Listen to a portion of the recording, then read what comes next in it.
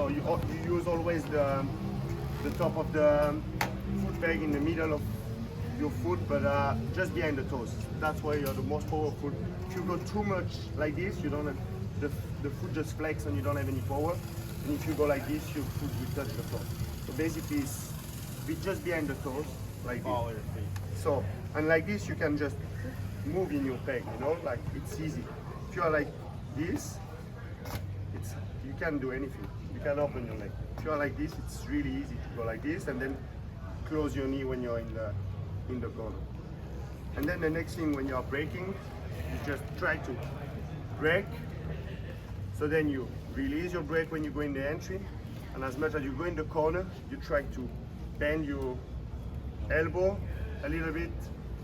And what I was saying yesterday, don't try to stay like this and then try to go out, because it will hurt the wrist a lot, and the thing naturally you just don't want to do this. So what I always do is just braking. When you go on brake, I do this, and I try to put my wrist in the same position as my forearm. So then it's easy, you know? And also you have a better position to open the front.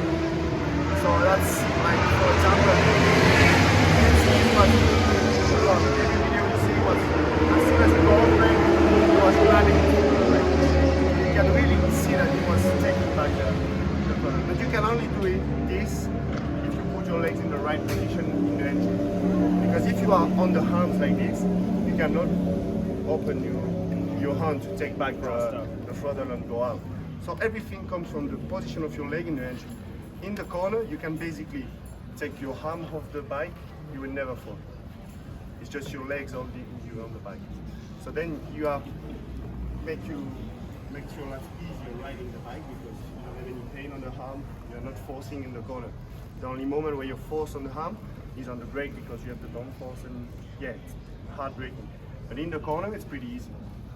Like you just try to focus on being as low as possible and trying to pick up the bike by going out like this.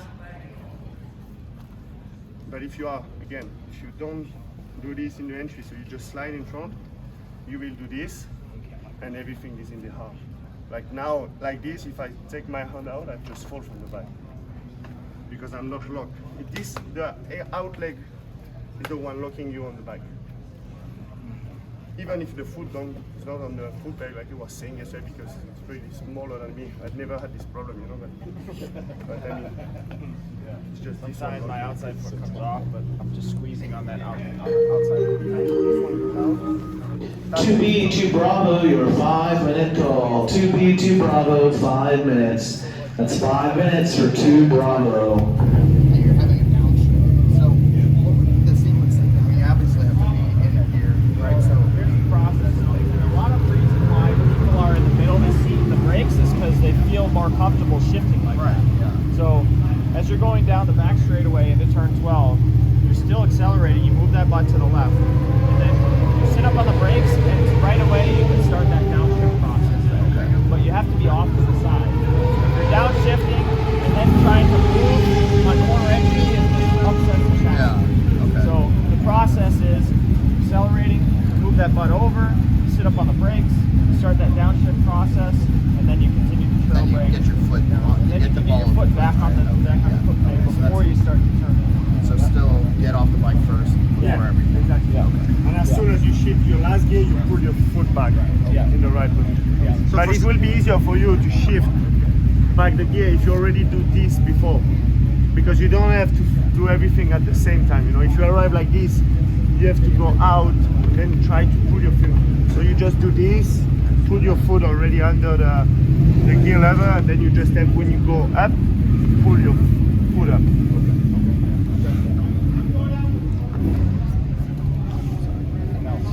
What else? This is amazing.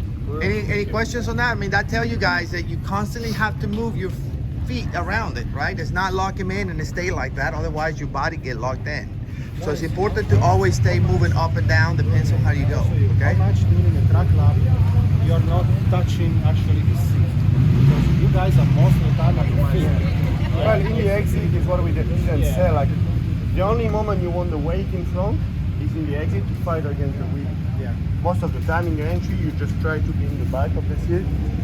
I'm really in the maximum because I'm really tall, but whoever ride the back, you always try to lock yourself in the middle of the seat. At his height, he'll always feel the tail section, like the whole lap almost. Like you can feel the back But of the tail. you're always on your leg. Like in the corner, like especially here, turn 2, you go in the exit, you're on your leg fighting against the wheel, and you just make the bike turn with your leg. That's what I was saying, especially in those chicanes.